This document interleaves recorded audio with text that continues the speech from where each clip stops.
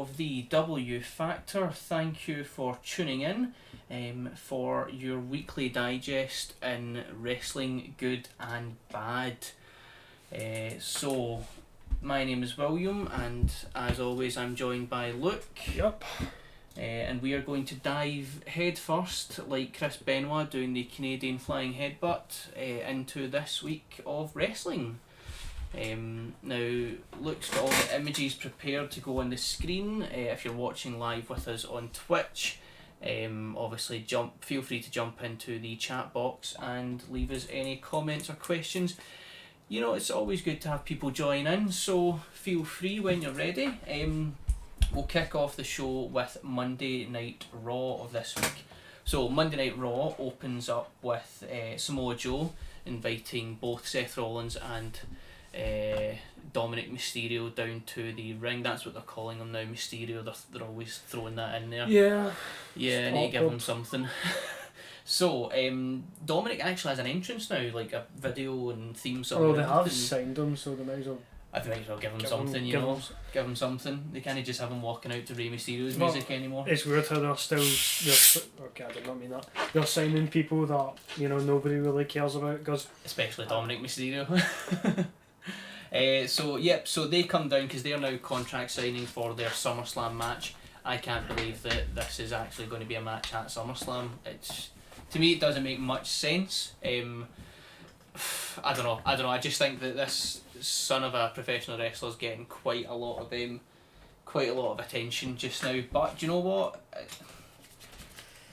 His acting it's horrible. It's horrible. But he lets himself take a beating, which we'll see later on in this episode of Raw. So I believe the next picture that I sent across to you, if I remember correctly, it was pictures of young Dominic. Yeah. So he has been with WWE since basically his birth, just because of who his dad is. So yeah, we've got a young Dominic there being shouted at by. I'm gonna stand by and say that is Dominic's biological father, and Rey Mysterio won that ladder match. And for this entire current timeline that we're in, Dominic has belonged to Rey Mysterio because of the match itself. I think that he's Eddie's son. I'm gonna put my 2 cents in there. See, I don't know if Dominic is better at acting right now, because as you can see in there, he looks genuinely. He's a much better child actor than he is a adult actor. Or maybe he was genuinely frightened by Eddie. Eddie could have been quite intense. Eddie definitely, face or heel, he was definitely very intense. Like he showed up at the Playboy Mansion because they had pictures of China that he was in a relationship at the time with, and he was very intense to the bouncer because he had to get in there and he had to stop those pictures from getting published in the next magazine and stuff like that. So Eddie could be very intense, and that's probably why Dominic has that face on him.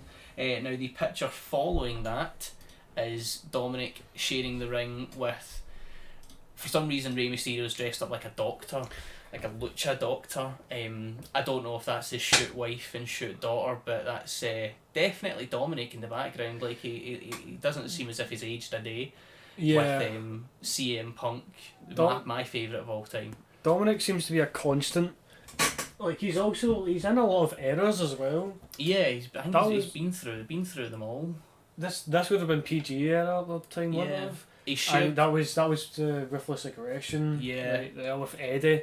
So he shared a ring with Eddie Guerrero, CM Punk, Brock Lesnar, Seth Rollins. How old is Dominic? I think he's 23 or something like that. He's I would mark. It could all. I mean, that all depends whether or not he's actually a wrestling fan. Like at that point, was he a wrestling fan? Or at the point when Eddie Guerrero was shouting at him, was he more into Power Rangers than Eddie Guerrero at that point? Was he training wrestling? He's currently he was training quite recently. Yeah, at this point. I don't know at that point when he's in the ring with CM Punk. I don't know if he was training. I don't know what time he started his training. I know that Rey Mysterio put up a picture maybe 3 years ago saying that he was currently in training, but that could have been, a year or 2 years into the actual training once you get past the sort of nitty gritty stuff. It's weird, like you said he's dressed like a doctor. I think he's in like a gang, like kind of like big shirt kind of thing, one like You know, Oh yeah, kind of, yeah. that kind of thing. Because like that, that's be a kinda- shirt. Yeah, because he's got the Just a big cuffs. shirt. Yeah, Yeah. he's got the cuffs. But it's weird how he's dressed compared to everyone else. I wanted everyone else to come out in masks as well. Like a lucha mask Yeah. family. Like the babies, like the daughter's born wearing a mask already and stuff It's like that. what you would expect. That's why from WWE, it's what would you expect? I mean, somebody gave birth to a hand in Yeah. WWE. So going back to Raw itself, Dominic gets in the ring with, he brings a kendo stick down. That's his new thing. So he brings a kendo stick down. Joe takes it off him. They sign the contract, but all hell breaks loose. But what's his name? Alberto Carrillo. Right, the guy came out of nowhere, disappeared, and then came back. So he comes out to Dominic's aid, but when I was watching it, it didn't seem like he needed help. I don't know why. I don't know why Carrillo came out, but obviously it's like it's like Mexicans together. You know, it's like yeah, they've got a lot of Mexicans and they're just sitting about doing they're nothing. just all haven't ganging they? up on Seth. Poor Messiah. I guess because I don't know. People say they've been liking Seth recently, but I don't really see the. I still like his performance. I Yeah. just don't like the storyline that he's in or his Character. character just now. But so Carrillo comes out.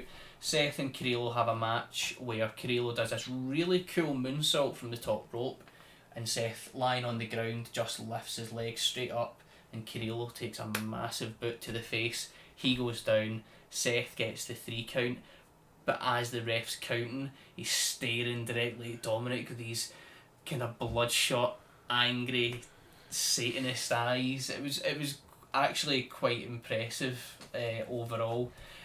So Murphy, who came out with Seth at the beginning, Murphy then kicks the absolute shit out of Dominic, throws him in the ring, to which Seth puts him in the crucifix on the ropes, as you can see from the image on screen.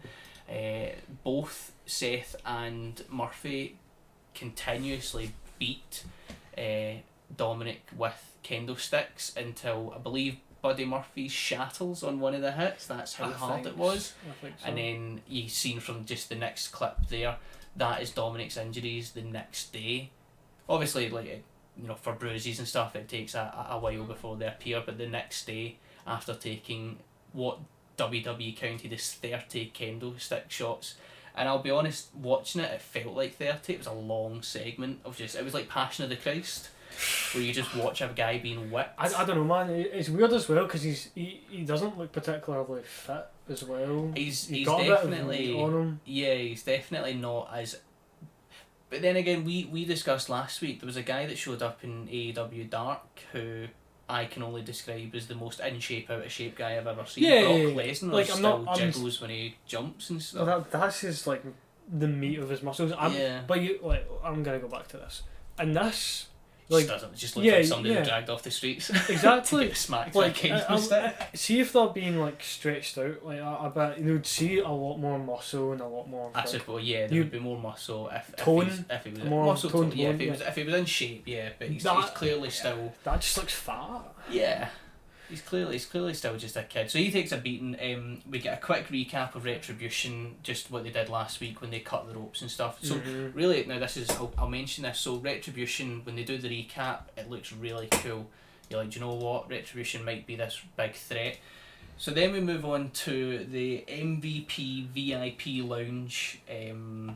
We have a little tag match before this, but it's like a tag match they've done 2 or 3 times Just a over. match.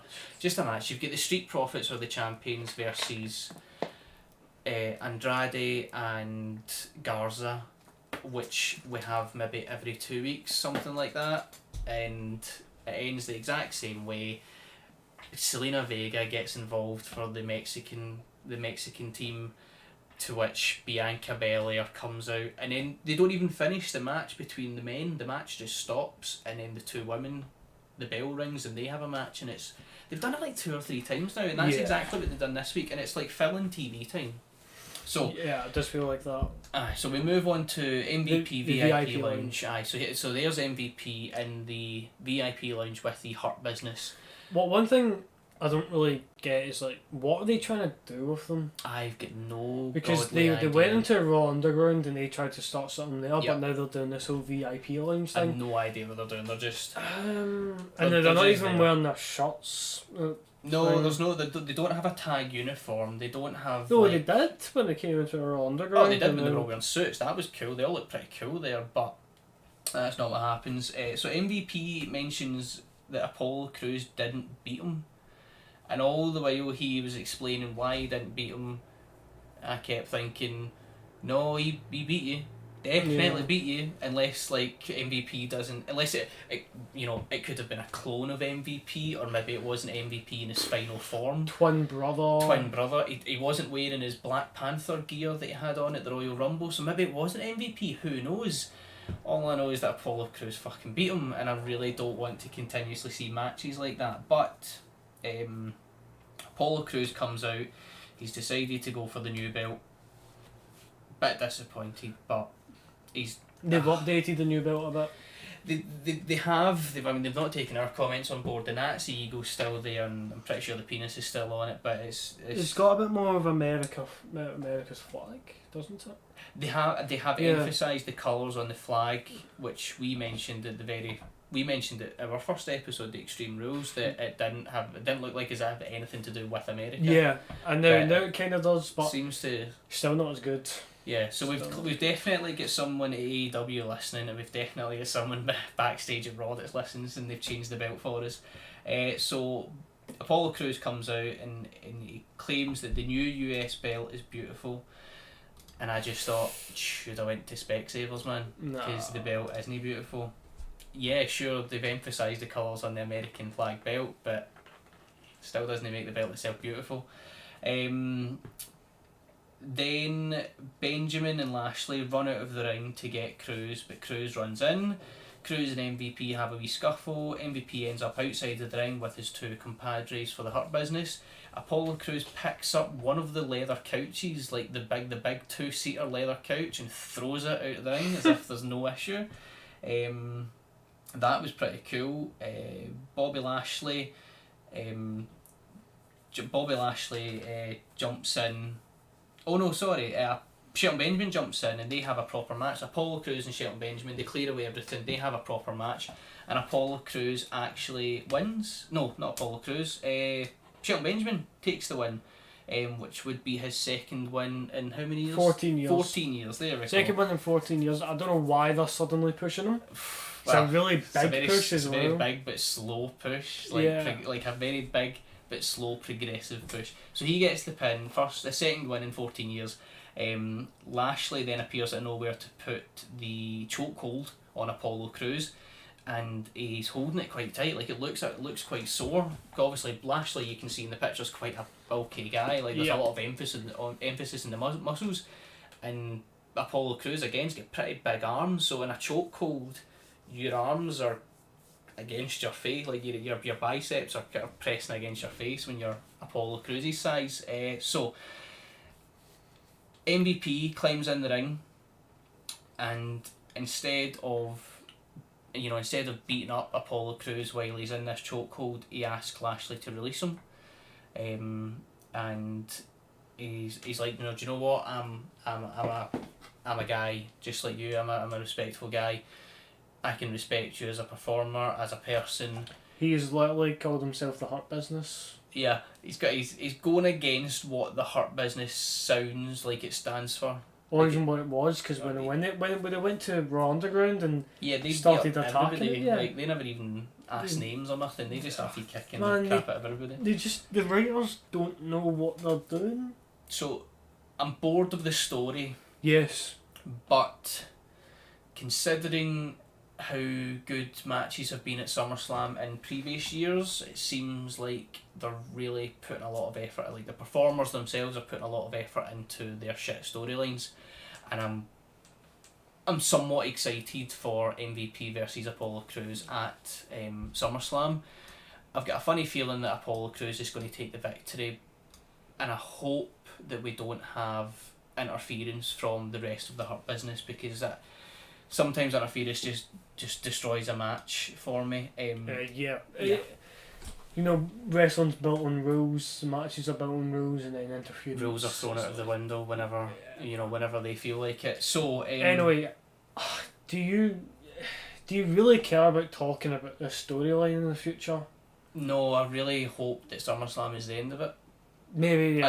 I don't want to continuously talk about this. It was like the Bailey and Asuka thing, and that's still going on. Yeah. I still don't want to talk about it. In the It's still future, going. unless something like good happens or important happens in the story, do you want to just leave it out? I think unless Apollo Crews picks up another piece of furniture, we'll probably just bypass this. Yeah. Just Yeah. mention that the Hurt Business are bad and then go. Yeah, the Hurt Business. Just keep now- it brief, because Yeah. we've been talking about them for so long and I just don't like it. Yeah. So what we'll do then is we'll move on to something else that's Yeah. disappointing. So we were given a video package previously of Retribution, what they did last week, and I still think that the fact that they came into SmackDown, chased everybody out, graffitied all over the place, smashed things up, and then chainsawed one of the ring ropes right in half. Yeah. I thought that was pretty cool. What they do this week is they smash a window at the Performance Centre, they tell this guy on the screen to leave, and then they run away. Surely the police should get involved at this point, because like You'd think to make it realistic, they would have some sort of police involvement or heavier Yeah. security or something like that. That's a member of WWE security on the screen. The guy's like 5'0". Is the only person there that's dealing with. I think there's like 8 people in Retribution. yeah. But I mean, again, Well, like these are criminals invading and breaking property and. well, they were cool criminals last week. They're just weird now. To me, this week they just resembled Neds smashing a corner shop window and then all cycling away on their bikes. I just thought it was a wee bit. I mean, especially when they gave us the video package previously, showing all the cool stuff they done last week, all the sort of rebellious and vigilante stuff, and then this week they smash a window. But then we do get a bit later on, I think, where they flip a car, they light it on fire, and then they stand on top of it. Sure, that looked a wee bit cooler, but I don't know. Like, surely WWE will force to get their wrestlers involved in this. You know what I mean? yeah. Like well, they'll be like, hey, if you don't deal with these guys and kill them or something. that's what fire they're doing on SmackDown, but it's the wrestlers' ideas. Like, WWE themselves haven't mentioned it. Yeah. There's no backstage personality that's mentioned it. Vince McMahon's not put out anything. Neither's Triple H or Stephanie or Shane or nothing. Randy and Drew don't care about it. Randy and Drew are too busy with their stuff. Yeah, so that's Retribution buried, and this week they just didn't really get. They didn't really get cool things happening this week. We get a bit of a recap from Raw Underground, which shows us a bit more of this big guy from NXT. I forgot his name already. Putting people just from one end of this. Now, what I noticed as well is they're not wrestling on they're not fighting on a concrete slab. It's bouncy. Is it bouncy? It's a wrestling ring without the ropes, and you can hear it. I don't know. I just feel It's not really a Raw Underground, is it? yeah. then? See if you're going to edit out the noise of the ring clearly bouncing, Yeah. or do something. But what I didn't notice last week is Dolph Ziggler was in the Underground Yeah. choking people out. I only noticed this on the on Raw this week when they done the recap of last week. That's the first time I noticed Dolph Ziggler was in there. I seen this image, but I just didn't think that was Dolph Ziggler. I just thought that was some randomer, because that's what I assumed Raw Underground was just going to be randomers. But no, we had somebody from the Viking Experience in there as well. Do you think Dolph or someone will get the Hurt Business will try and make a storyline out of Raw Underground? I like the idea. Now that I say idea. The idea that I have in my head, I quite like, which is where Dolph had at least 4 weeks where he was going after the heavyweight title against Drew. That was very unsuccessful. So now he has gone back to bare knuckle fighting. He's going back to the bottom. Oh, it's not really. No, it's definitely not bare knuckle fighting. You still see people punching, and there's 3 feet between them, between the contact of the fist and the face.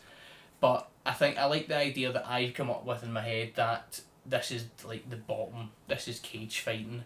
Dolph Ziggler was unsuccessful against Drew. He's small. He's not strong. It's just like when you have something or like that's wrestling, which is supposed to feel like a fight. Yeah. And then you have Underground, which they're trying to play off as like dirty and all that. Yeah. It just feels more fake. I don't know. It's just, something about it just feels fake. More fake than normal wrestling. More fake because they're trying to make it real. It's like way back when where the wrestlers themselves would get offended when someone would say it's scripted or it's fake. It's when they would be like, oh no, it's not fake, we're fighting, we really do hate each other, you know. No, they don't. Like, you've already exposed the business, you've already drawn back the curtain so the fans can see it's no longer a sport, it's sports entertainment, and that's what they stick to. Don't introduce something and say that it's real when it's not, and when we know it's not, and when we can tell it's not just by looking at it, man. Come on. Plus, they have to make it look real as well, because like the set is just, you know, as you said, a big bouncy thing. Why won't you try it in concrete or something? Or exactly. I mean, maybe like ask if the wrestlers want to take a risk. I don't know. Yeah. So I don't know. It just seems very, very lazy. But yeah. So yeah, we get Shayna Baszler in the ring as well. Now, we did actually have after the recap, and I don't think I got you an image for this one. Ricochet and Cedric Alexander with the Viking Raiders have a match against Tozawa and the ninjas that he kicks about with. Tozawa loses and backs out of the ring with the 24/7 title over his shoulder, to which one of the ninjas takes off his mask and it's R-Truth, pins Tozawa, and he is a 38, I thought this was amazing, he's a 38 times 24/7 champion. He's lost and won that belt 37 times. I thought that was pretty amazing. There was a TikTok R-Truth made where he had this bag and it was shaking, and he thought it would be like a snake or something. And then so it was like that for 10 seconds. He's just his bag is shaking. He's trying to control it. He takes the thing out of the bag, and it's the championship, the 24/7 championship. And oh, it's so good. I love R-Truth. R-Truth doesn't get enough appreciation, I think. No. So we have a little match between Liv Morgan and Peyton Royce. Boring. Move on. Yeah. Asuka defeats Bayley by submission for a rematch at SummerSlam. It was an okay match, bit long. All I'll say is bit long, and then if a wrestling match is too long, it gets boring after a while. What I don't get is that why would you do matches of the two same people if it's going to be a pay-per-view? Like, it works sometimes, but when it's something for like a championship, why have a non-title? Yeah. Why isn't it like someone else contending for the chance as well? Like Bayley versus AJ. Yeah. Or something. Something like that. I don't know. It's just because like we're just gonna be seeing the same stuff over and over again at some point. But yeah. So we have Raw Underground again. This is now this week's Raw Underground, where it shows you Shayna Baszler, who climbs into the ring, and Shane asks if anybody wants to volunteer to fight. Nobody does, so Shayna picks out somebody, and then ends up getting another two people involved and beats all of them to a point where Shane has to interfere and stop it because Shayna might kill one of them. So not really Raw Underground. I kind of want to see Raw Underground having its own roster of maybe like 5 people with names, 3 men, 2 women with names, actually in Raw Underground that we know, we can follow, we can get to know them, we can see their moves and stuff like that, and have the rest of them be randomers, but they're just bringing people who are already in the main roster down into Raw Underground where they can...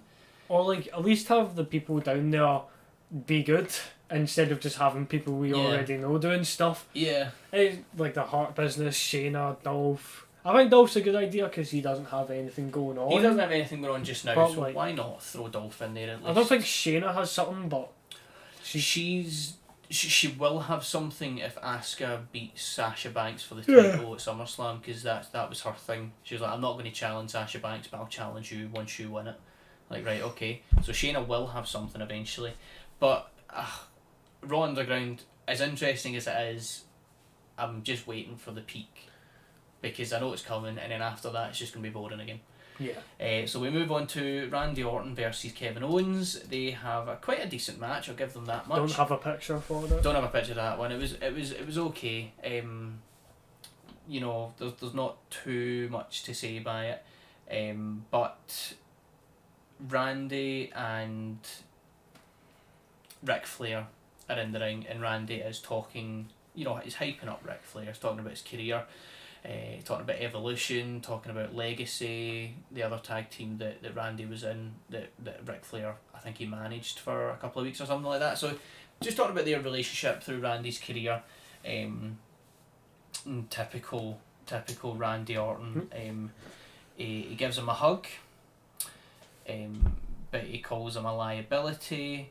He RKO's him. Oh, sorry, he low blows him. Yep. First of all, then as Ric Flair is struggling to get up, he punt kicks him square in the head.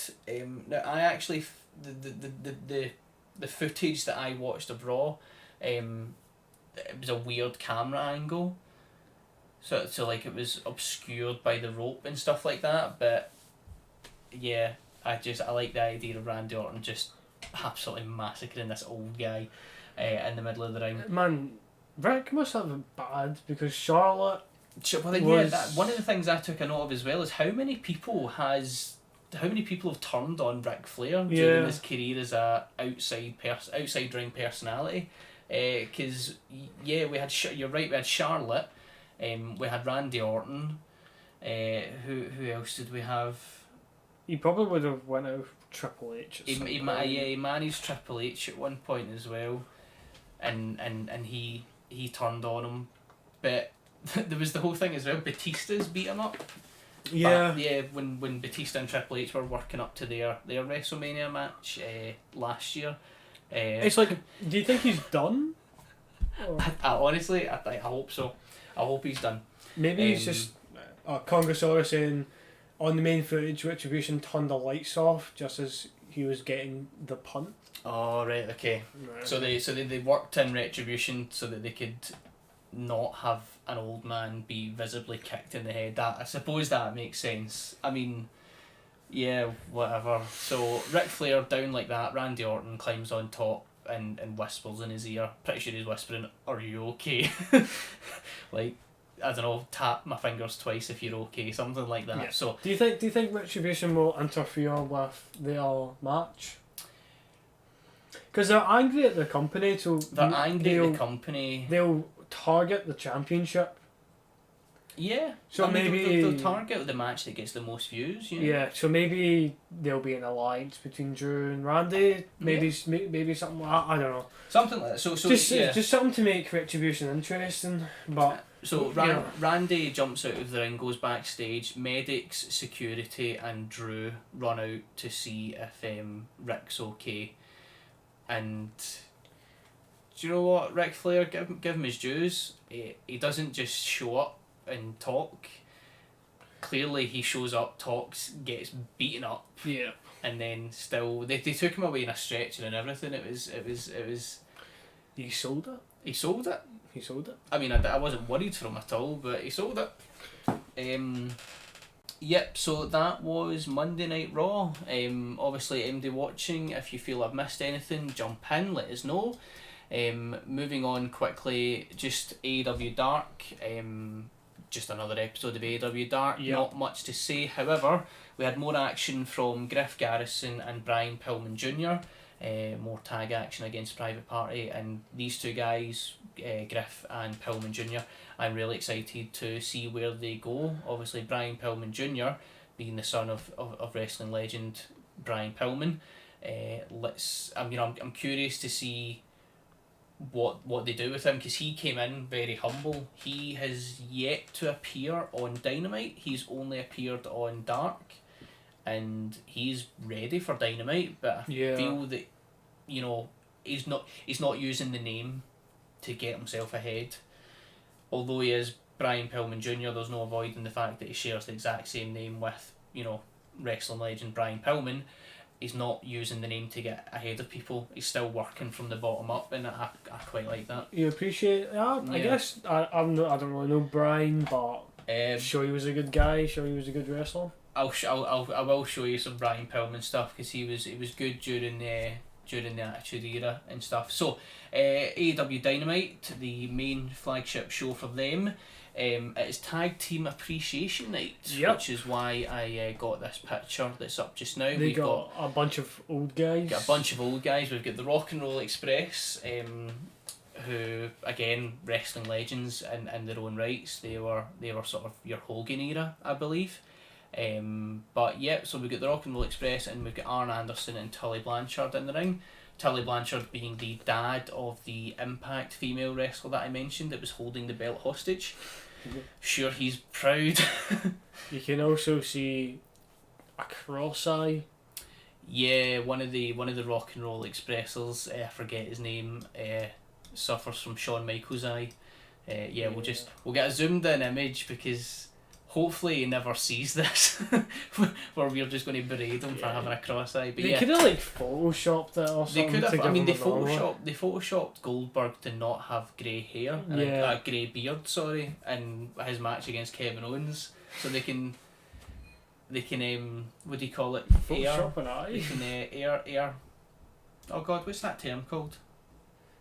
I don't think. They can. They can just move it. Whatever it is, they can Photoshop a Shawn Michaels eye so that it's not so clear. MJF has another podium spot. It was great.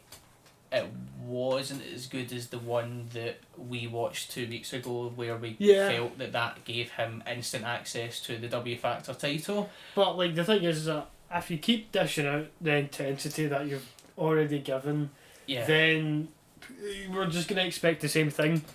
We need to save. Yeah, we're going to expect that same thing every. But do you know what? Is one last week where he takes you to the MJF campaign headquarters. It was funny, but obviously it wasn't going to be intense and shouting. So he comes out into the ring. He's got the podium all set up.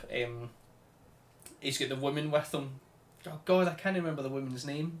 The one that doesn't smile. The one that doesn't smile. So he's got the woman with him, and he turns round and he asks her for the poll numbers, but he notices that she's not smiling, so he covers the mic. But he shouts so loud that you can still hear him without the mic, so he covers the mic and he's like, "Smile!" And she just puts on this as if she's got a gun to her head smile. And it shows you these false poll numbers where MJF is plus 400 votes and Jon Moxley is minus 1,000 votes. So yeah, do you know what, MJF? Still doing good. He did great this week, just not as good as last week. 2 weeks, sorry. We did have Jon Moxley come out. Yeah. We had the music hit, and MJF sent all of his big muscle guys to where John would normally come out, which is way up the arena ramp. Goes, right, go get him. That's where he comes out of. Stop that idiot! And he shouted idiot, and I thought it was Chris Jericho. The way he shouted it, they sounded exactly the same. You stupid idiot! That's what it sounded like. So MJF shouted idiot, and I was like, oh, Chris Jericho's there for some reason. So all the muscle runs up the stairs to try and intercept Jon Moxley. When then Jon Moxley appears from behind, puts a paradigm shift onto MJF, drops him in his head, gets up, grabs the mic, and basically accepts their match All Out. It's do you know what is happening? September 5th, I believe, is AEW's All Out, where MJF will have a title shot at the AEW Gold. Jon Moxley then leaves, and MJF rolls about on the ground, selling a neck injury, which is completely false. It's completely fake, but he does it so well. MJF, before all the presidential campaign stuff, MJF was selling a razor cut. He cut himself shaving, and he was selling it by wearing a neck brace. He clipped one of his fingernails too deep, and he sold it by wearing a full arm cast. So, do you know what? Whether he sells this neck injury all the way through to All Out, and he's wearing a neck brace or whatever, I will be happy with that, because it was really good. So, We then have Matt Hardy being interviewed backstage where he's talking about his injury from last week. Yep. Where Sammy Guevara threw a steel chair directly at Matt's face. I don't know if it was a botch. I don't know if it was supposed to happen. I think it was a botch because I saw like a quote about it, like saying like it happened, but it was a happy accident or something. Yeah, I think whatever was supposed to happen, botch or not, they've put it into they filtered it into the storyline. Matt's working with it. Sammy's working heel with it. Yeah, so it's working out. Yeah, Matt's not gonna be the type of guy that would get that angry. But it just. So Matt is backstage talking to this referee, not the referee, sorry, this backstage personality, and the personality's asking him, Matt, 18 stitches to your head injury, you're not allowed to wrestle for another 10 days. How do you feel? And he starts talking. He's responding to the personality, but you can see he's like looking at things, and like his injuries maybe done a bit more damage than just the surface. So he's looking about and he's talking, and he starts to mention how Matt Hardy can't die. So he's going for this. He's going back to the persona. The Matt Hardy can't die. The Hardy Boys can't die. Yeah, was their sort of Team Extreme thing. He's going for just the standard right now. Nothing. So as he mentioned last week, he's done doing all the he's done doing all the different characters and gimmicks and stuff, but at the end of the interview he shouted, like he raised his voice to talk about Sammy and how he was going to get his revenge, and he sounded like broken Matt Hardy, like that funny accent. So it was. It might have slipped through. Might have slipped through. I don't know. I'm interested to see where it goes. So Matt Hardy then attacks someone who's dressed up as Sammy Guevara. Well, somebody that's dressed up as him. It's a referee wearing a leather jacket and a hat. Okay. And he's walking with his back to Matt, and Matt goes, "Sammy, Sammy," and then he just attacks this guy, and we don't know who it is until Matt Hardy throws him like on the floor, and the hat falls off, and he's just wearing a referee shirt. It's just a referee, and they have to break him up, and Matt Hardy's like paranoid, and he runs off like a crazy person. We then have the TNT title match after that. Now I think the first image we've got, so there is Cody versus Scorpio Sky. Cody, no surname, versus Scorpio Sky for the TNT title. There seems to be a lot of bald people in AEW. A lot of bald people in AEW. Like the only bald people I can only think of in WWE is Cesaro. Is Keith Lee bald, or has he just got short hair? Keith Lee's bald. Yeah.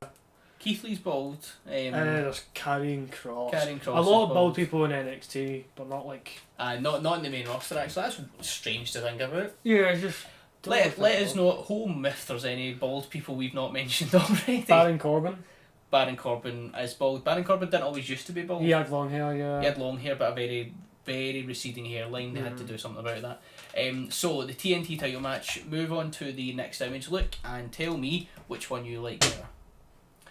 So the top belt is as we discussed a couple of episodes ago, the top belt is the... You're right, Braun is bald. Braun is bald. We were going to get to that. We will get to that, Congosaurus, don't you worry, we've got images galore for that one. Anyway, back to the TNT belt. So as the same really, except from... As we discussed, the TNT belt was unfinished because of coronavirus and lockdown and the pandemic, and businesses that weren't essential had to close, and you can all guess, championship belt creators and trophy makers weren't really needed during the pandemic, so the TNT belt was left unfinished. So the top image we have is the silver belt as it was provided for Double or Nothing, whereas the bottom belt is the now finally complete TNT title that debuted this week on Dynamite.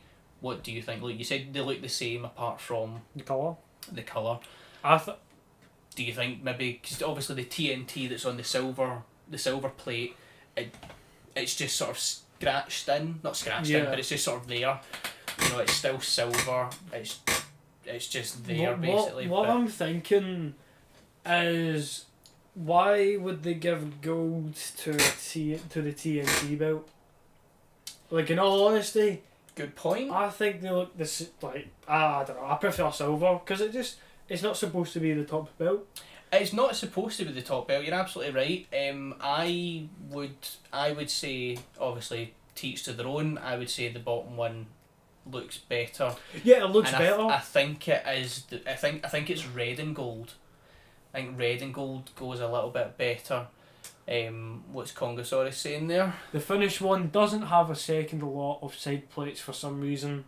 A good point. Yeah. Actually, yeah. Well, what I'm just saying is that it looks better on gold, but it doesn't deserve to be in gold. Because it's the mid card belt. You know, say it how it is. It's the mid card belt. It's not. Personally, I never thought the belt looked all that bad in the first place.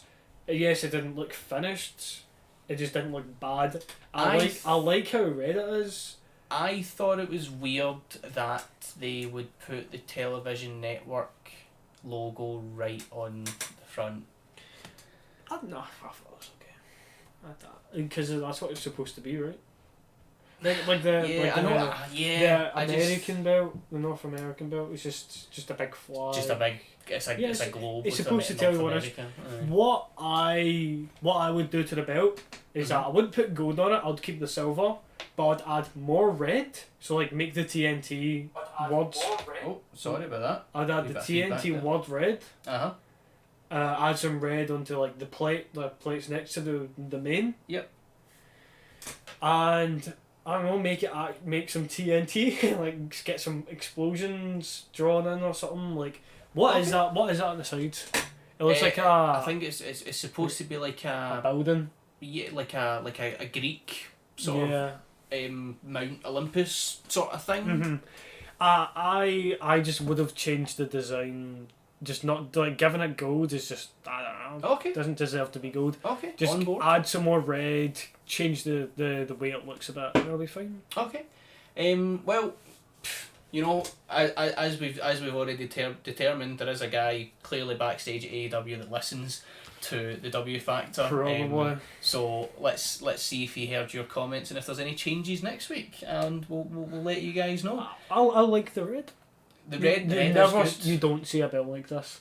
I think that's why a lot of well, people the original Universal title was red, but it was like a faded red, and it didn't look very good. But that belt in itself doesn't look good. No. That's why the red doesn't Just really work. The big W. Yeah, no, like John Cena's was better. No, I get you. So the match itself between Scorpio Sky and Cody. Rated RKO had red to it. It did. It certainly did actually. That was a good one. No, not rated RKO, just rated R. Rated R Superstar. Superstar. Yeah. Belt.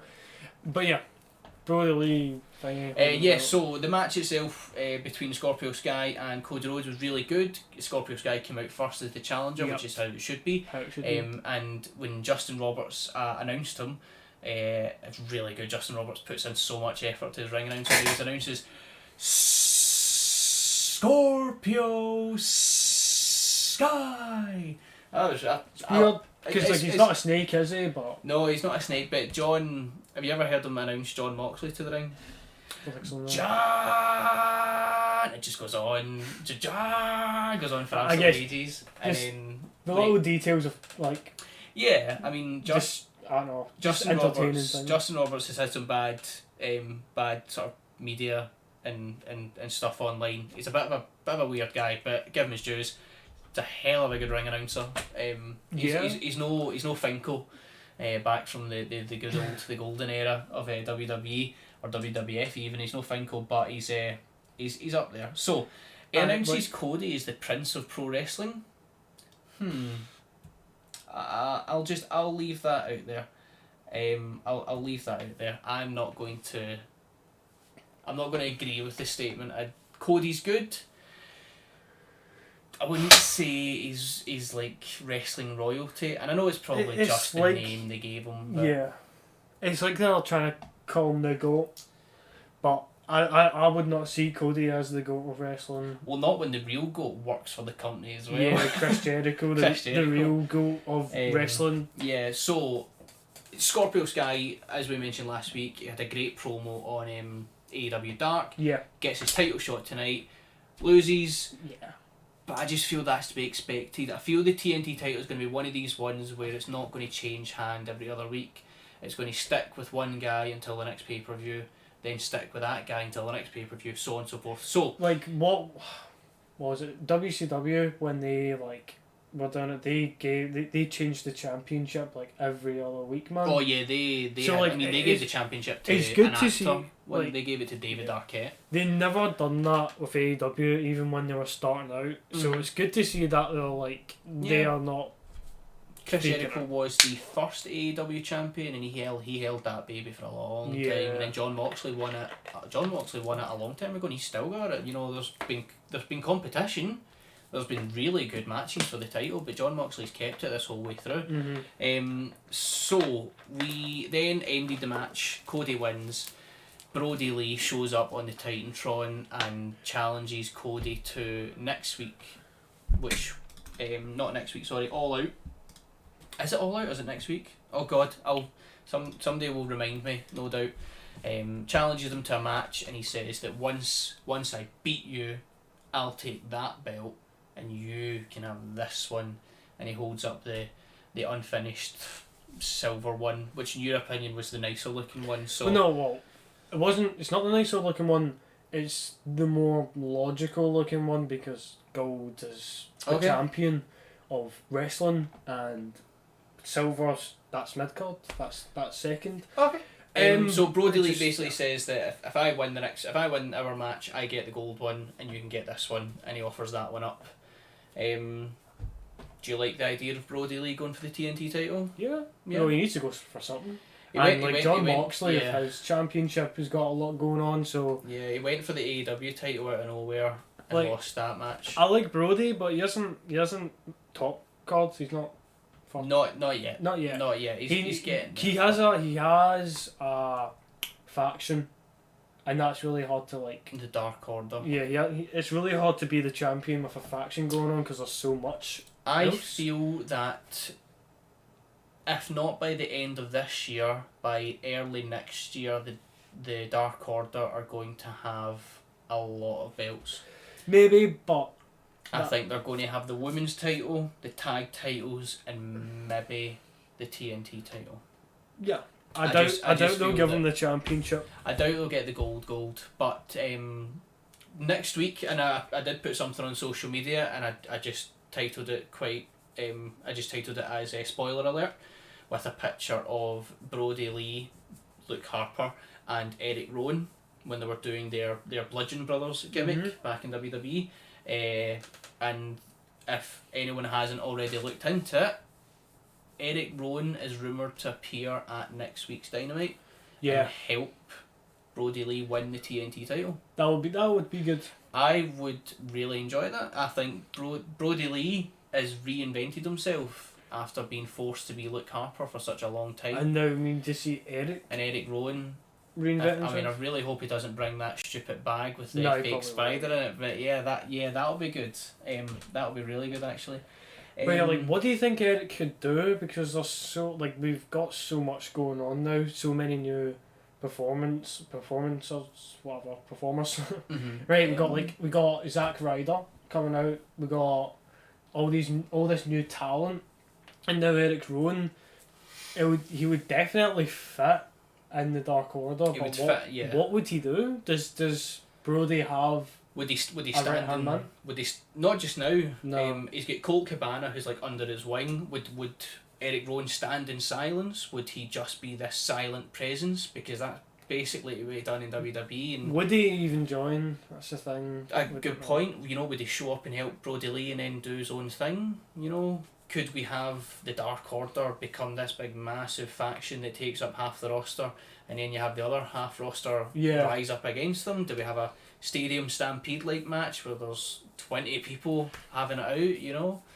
I would like to see like a big ring, like a ring that's probably 5 to 10 times the size of like a proper and then have a fight with that. Like not every wrestler, like the big wrestlers, but something like that. I don't know. Big names. The Dark Order versus someone like the Elite and Jungle Express. If you're pinned, you're out.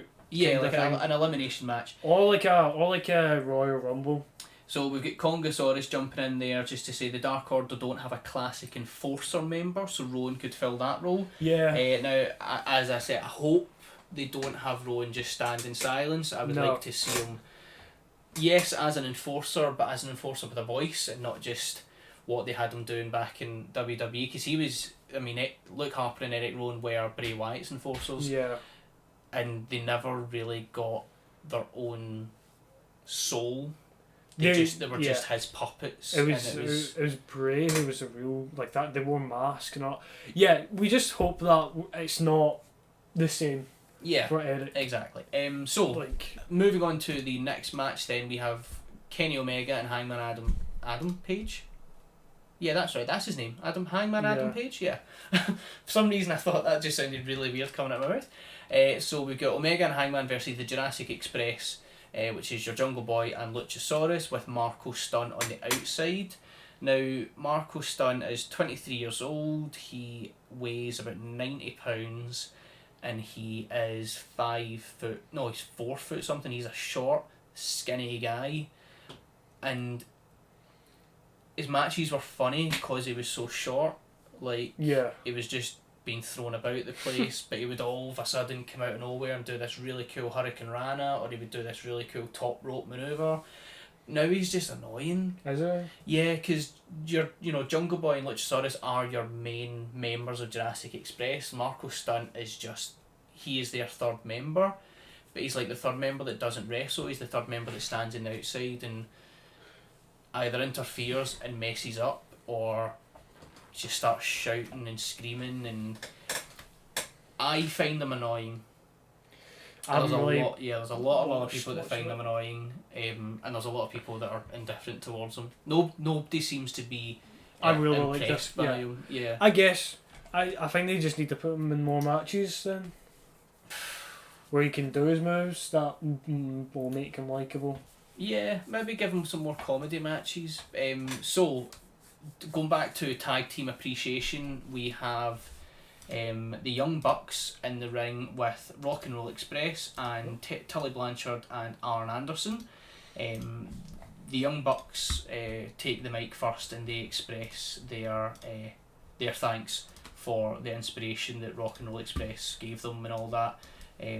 Everybody goes round and blows smoke up the other person's arse, apart from Tully Blanchard, who snatches the mic from one of Rock and Roll Express, and he basically says, and he's got a very good point. He basically says that everybody in that ring said that they were the best tag team, but nobody in that ring has got the gold. Yeah. Yeah. Do you know what, Tully? It's got a very good point. Like, the Young Bucks, I'm getting bored of the Young Bucks because they're in AEW.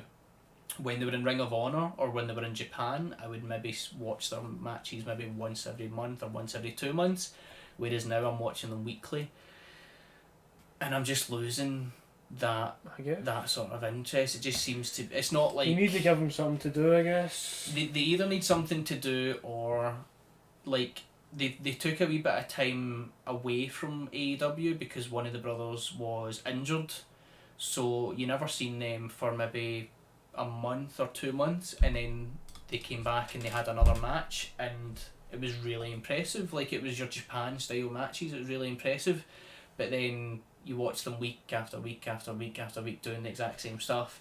It's like, if they're not doing anything and you keep on using them, why won't you just take away their match for someone else to do something? Yeah, give someone else. Maybe let them do something every 2 weeks, or maybe just they do something 1 week and then they wait 2 weeks, wait 3 weeks. I don't know. Just give them something to do, or let other people shine. Yeah, that's the thing. Like, I would. It's a business where you need to give opportunities, and you're giving the opportunities to someone that people already know. You will get more fan support and fan appreciation if they can tell that you're giving opportunities to people like Scorpio Sky, people like Jungle Boy and stuff like that. So young guys with not a lot of experience but who are really good, but because of their lack of experience aren't being given enough. Yeah, but like the reason why people are watching AEW, because it's new. We're seeing new people and not people who don't get pushed, and we're seeing the top wrestlers that we don't really care about. Yeah. Like that's why people like Drew, he got pushed, and like everyone loved that. Got pushed like and mad. then like such support he got. Yeah.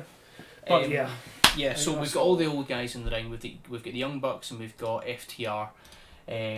Tully Blanchard mentions that everyone in the ring claims to be the best, but nobody in the ring actually has the gold. He then talks about how Arn Anderson interfered in Sean Spears' match last week or a couple of weeks ago. And Arn Anderson doesn't really have an answer for that, and then boom, no entrance music or nothing. Sean Spears appears from the back, makes his way to the ring. There's a bit of a scuffle. Tully Blanchard, Arn Anderson, Sean Spears are escorted away by the Young Bucks, and then when the Young Bucks turn round, FTR have beaten up the Rock and Roll Express. Yeah. And they've done their finishing move, which is essentially an assisted tombstone pile driver, where one of them holds him up in tombstone position, with the legs in the air, the head on the ground, and then the other person jumps and holds onto the feet and slams the person down. So imagine doing that move on somebody that's almost in their 70s. Yeah. And then the guy hit the ground head first, bounced up, landed on his bum, and then fell back onto his back. And I was just thinking, man, a lot of old people are taking a bit of a beating in wrestling this week. Like yeah. Ric Flair, then you get the Rock and Roll Express. Weird. Power to Ricky Morton taking and selling that. Do you know that was his name? Ricky Morton is the blonde guy there in the ring. He took the move. He took the assisted tombstone pile driver from FTR, and much like Ric Flair, good sale for someone of that age. It's all they can do now. Exactly. There's also, after this ends, JR says that they're cutting to commercial, and we have Sammy Guevara who's standing at the entranceway holding like big flashcards, and he's talking to Matt through these flashcards. But you can't hear what he's saying. They're playing the ad break music in the background, the Dynamite theme song. There's no commentary because they're on break. Yeah. Everything's cut to commercial, but you've still got Sammy messing with these flashcards, and then the cameraman starts to count them down. I don't know. It's like they're filling TV time. I don't know. I thought it was weird. Instead of cutting to commercial, right, you had your commentary team saying, "We'll be back after the break." Normally, what happens is I watch it on Fight TV. I watch it on their streaming service. What happens is the AEW symbol comes up, and then it's like a loop of like explosions, and then it plays the Dynamite theme song in the background. But instead of that, you have Sammy Guevara reading flashcards, while the cameraman says stuff like another minute and 15, another minute. Must have just been an editing. Another 60 seconds. And then Sammy's like, oh man, he's like talking and he's smiling and he's like reading the flashcards, but there's obviously no mic or anything on him, so he's reading them, but what you're hearing is just him talking, and it's been picked up by the camera's internal boom or whatever. And he's reading the flashcards, and then he goes, haha man, you said 15 seconds, like 15 seconds ago. And then the cameraman's like, yeah, 30 seconds, 15 seconds, and we're clear. And then it moves on to the next segment, and I thought it was really weird. I think that was like a producing... I think... Maybe JR was just like, no, do you know what, we're fucking going to commercial. And nobody knew about it.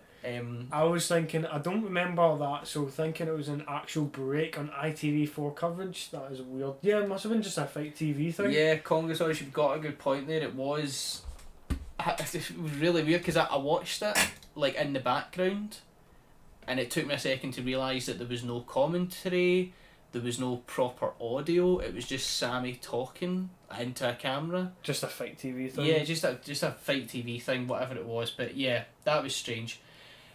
We move on to then Lance Archer and Jake Roberts in the locker room. Jake Roberts is cutting this promo, but because he's got a really scratchy smoker's voice, and he's a lot of drug issues and there's a lot of alcohol problems, you can't really make out what he's saying, especially when Lance Archer is beating up two random people in the background.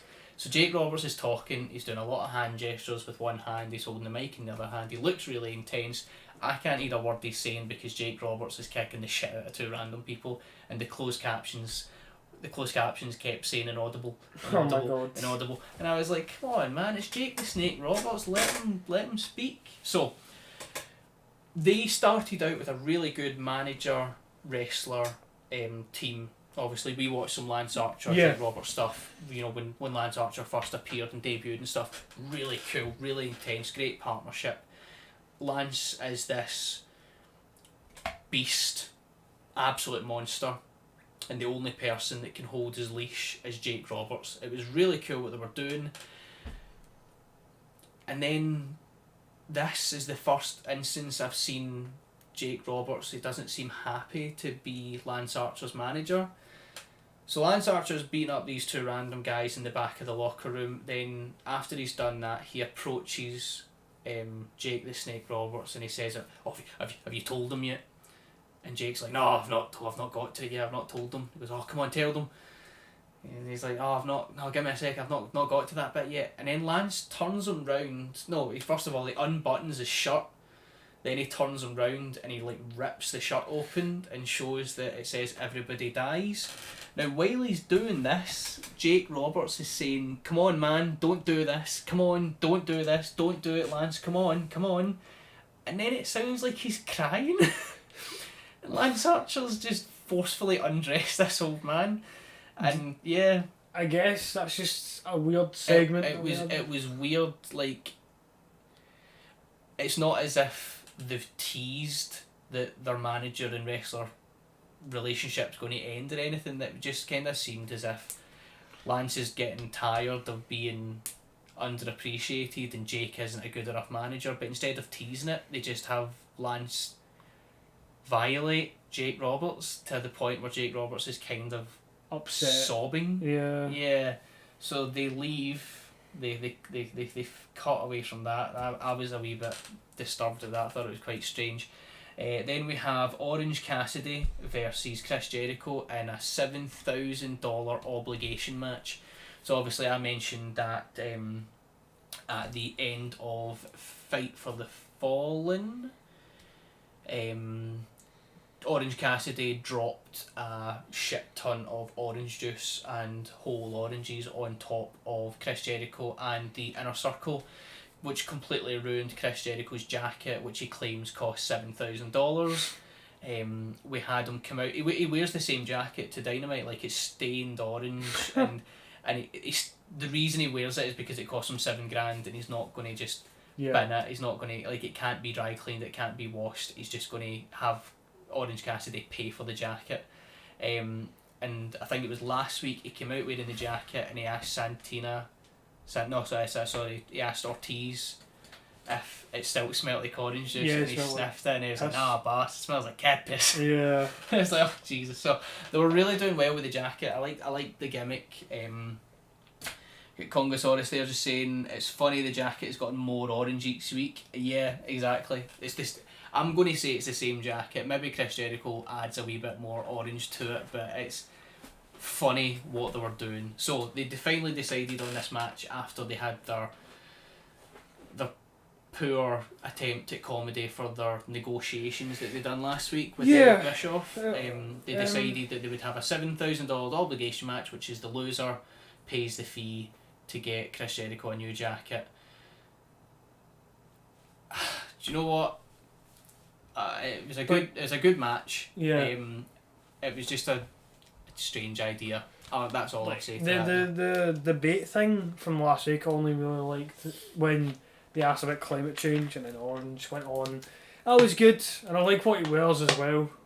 Yeah, Orange Cassidy, just the what do they call it? A Canadian tuxedo, just denim and denim. Oh no, he's wearing a shirt of himself. He's wearing the shirt of himself, and I had like a Orange Cassidy sort of Inception t-shirt. Yeah, but yeah, nothing much else to say, is there? No. I mean, it was a good match. Orange Cassidy always puts on a great performance. We do get, obviously, Best Friends and Santina and Ortiz are banned from ringside, but Santina and Ortiz come out, Best Friends come out. While they're scuffling in the background, the ref is distracted. Jake Hager comes out, does a big slam on Orange Cassidy. Orange Cassidy still kicks out on the 2 count. A couple more moves, Orange Cassidy wins.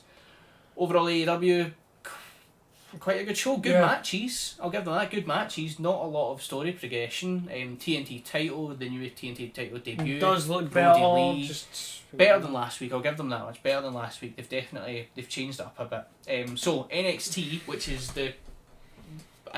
is this the first or second time we've debuted? Not debuted. Sorry, we're discussing NXT. Yeah, we did like kind of go like skim over NXT one day because it just wasn't amazing. But yeah, just before we jump on NXT, Congosaurus is in it. Jericho botched the finish. I might have to re-watch the match. I don't actually know if I've seen that botch. If you hold on a second. Yeah, so obviously it's the nonchalant of Orange Cassidy that makes him amazing. Not many can get a gimmick like that. We were discussing just during our sort of downtime during the week was Orange Cassidy. What were we talking about? We're discussing about what new gimmicks. What new gimmicks are out there? Because we were talking about somebody. Yeah, I was talking like every gimmick would have been done. Yeah, and then you said Orange Cassidy's the only one that's really done his own gimmick. And now again, people watching or listening or MD at home, if I'm wrong, if the Orange Cassidy gimmick has been done before, correct me. But it's the first time I've ever seen that gimmick, and hell, I think it's entertaining. I guess it's a lot more of a modern kind of gimmick because back in like WWF and all that, it was all about this energetic male, top male specimen kind of thing going on. I don't know. Everybody's on the juice. Yeah, like I don't know. I like Orange Cassidy's gimmick. I like his gimmick as well. I like his gimmick, and I think my other favourite gimmick just now would be Brody Lee, because his gimmick is a tongue-in-cheek Vince McMahon.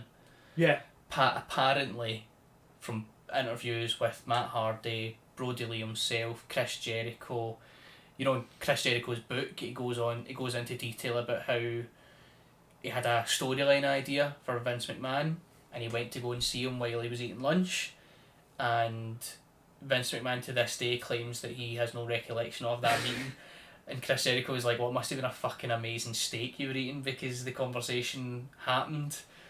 There was I took notes and everything, like the conversation really happened, and Vince is like, oh no, I don't remember any of that. I don't know, man, it's just... I think when you're Vince McMahon and you have to juggle all these different storylines, he's bound to forget one, so it's a bit petty to especially go against it. In the age he's at just now, I think, is and is it a good thing that Vince McMahon, being the age he is still wanting to be so involved in this? Because it's not the product that he started with. Yeah. It's good that he wants to be involved with it, but it's not good that he's so strong and powerful with his position. Like, he's so quick to change things rather than see how new things play out. He's got too much control, I would say, right now. Shane McMahon gives his dad a bit of paper that says Raw Underground brackets bare knuckle fighting, and Vince is like, yeah, do that. But then somebody says, why don't we give Shayna Baszler the women's title? No, she's ugly. She's ugly. Yeah, I don't get it. So we've actually got a new viewer this evening, Amy Lou 15, who was the one that made the nonchalant Cassidy comment first of all, and yep, completely agree. We don't get gimmicks like that, and I don't think I've seen gimmicks before. Amy, while watching AEW Dark, gets Manson family vibes from Brody Lee in the Dark Order. I guess you can see that, but like, I don't know. From what I know about Manson is that he tried to make it out as like he was a blissful kind of thing. Dark Order's more like Brody's supposed to be scary. Yeah. Brody, like Charles Manson was supposed to be like really loving and caring to his followers, and Brody wants to like. Remember that Dunner scene, like his first kind of promo, he was like shouting at the guy because the guy started to eat his steak first. Yeah. And he was like, no, I eat first. I'm the big man. I eat first. Yeah. So Amy's also saying that the Dark Order actually makes her think of the Wyatt family stable. Now I have to disagree. The Wyatt family is probably closer to like your Texas Chainsaw Massacre family and your I suppose they would be more close to Manson, in my opinion, than the Brody Lee Dark Order stuff. Like, yeah. Because Wyatt did think, I mean, Wyatt still thinks that if you drown people in a lake, they are better off for it. Like, I don't know, but I'm going to disagree with Amy Lou's 15 comment there that the Dark Order makes her think of the Wyatt family. Teach to their own. If that's what they make you think, that's what they make you think. Please don't be afraid of them, because the Dark Order are really entertaining to watch. I think it's just Brody's got this big beard. Is it the beard? Yeah, is it the beard? I guess. She thinks that they should disassociate with cult gigs. They've only really have one cult gig. Yeah, I don't know. I wouldn't change how the Dark Order are doing things. I like how they're doing it. It's the only cult thing we have apart from Seth Rollins, but that doesn't work. And it's a poor cult when you only get Buddy Murphy in there. But yeah, it's not good that he only saw Fight Club this year. That's probably true actually. Vince McMahon Shane probably gave him a copy of Fight Club and went, "There you go, Dad. That's what I'm doing next week." Shane, I love it. I haven't seen Fight Club. You like Fight? I'm surprised you've not seen Fight Club. Fight Club. Because I heard the ending, and Joker's ending. Well, not ending, but reveal that his girlfriend was all in his head and all that. But it's really on the nose. Yeah, I heard that Fight Club's got something like that as well. Fight Club has a really good ending like that as well. Good ending? Oh, good. You thought Joker had a good ending to the review ending? No, I never not that. Oh, right, okay. But the Fight Club done it better. What I mean to say is Fight Club done that whole psychological reveal better at the end of it, than what Joker did with his girlfriend not being there. Why are we talking about? No, well, we did this last week as well. Yeah. We ended up talking about Megamind. We're going to have to get back on track. We should at least talk about wrestling movies. Well. Oh well. NXT. We have Velveteen Dream return from quite a long time of being off. We've got Congosaurus just jumping in there as well. Vince / WWE Creative just doesn't really seem to have a finger on the pulse of what's going on in culture anymore. I guess. That's a very good point. I mean, there's a lot. Steph does. She wants to go back to. Yeah, Steph and Shane, I think. Maybe not Shane so much. Steph definitely and Triple H know what the fans want, but as we mentioned earlier, I think Vince is just not letting go of the power. No. And he's like, no, that's not what the fans want. The fans want this. He'll probably try and keep power until the day he dies. Probably. Anyway. So Velveteen Dream has come back after a long time of being away because of some allegations against him. So he has a quick match, which I don't know. I don't love Velveteen Dream. I feel that he builds up other people, and that's about all he's good for. I do apologise if anybody takes offence to that. I don't like the guy. He really did build up Ricochet that one time. Ricochet during their feud, and you know what? Fair fucks to him, but I just don't like him individually. Okay. Finn Balor interrupts his return, so we've got Velveteen Dream. He wins the match. No, he doesn't win the match. It's a triple threat where he's not involved in the finish, so he doesn't win the match, but he still celebrates this victory of being back in NXT after having some very nasty sexual allegations made against him. But Finn Balor comes out. They don't exchange words, but Finn Balor points two finger guns at him in typical Finn Balor fashion before he hits you with the shotgun dropkick. And that was that. We had some other things. We had Johnny Gargano have a little funny vignette of his home life with his wife. So his wife was sitting on the couch talking to their dog, like a chihuahua or something, some small dog that she puts in a handbag. She's talking to the dog about how the brave knight came and defeated the dragon and saved the princess, and then she cuts to the camera and everything goes all static and like an old videotape, and she starts to talk about how, like tongue-in-cheek, she starts to talk about how the talent in NXT is a disgrace and her husband Johnny Gargano should be on the top, and And weird, sort of like she lets the darkness take over and she talks about the business, and then Johnny Gargano is on a ladder hanging something on the wall, and he's like, oh well honey, you know how that story ends with the dragon and the knight and the princess, and he elaborates on her story that she's telling the dog, just weird in its own, weird and funny in its own, and then he looks at the camera and everything goes all dark and sketchy, and he starts talking about how he's going to take out everyone that stands in his way until he gets the gold in NXT. And you know, I've always liked Johnny Gargano in NXT. Great performer, great on the mic, puts in a lot of effort for his matches. He's always been face as long as I can remember, whereas I think now and recently this is his heel. This is his heel turn, okay. And I'm excited for it. I've not been excited for a heel turn like this since... Who had a really good heel turn? Seth. Actually, do you know what? Seth Rollins, when he turned on the Shield and he joined the Authority, that was probably my... Wasn't he already a heel? Anyway? No, the I think the Shield can be referred to as tweeners. Just in between. Yeah, just in between face and heel. But then they kind of beat up anyone. The favourite heel turn of all time has got to be Austin, WrestleMania 17, where he takes help from Vince McMahon, takes out The Rock, covered in blood, and JR screams down the headset that he is shaking hands with Satan himself.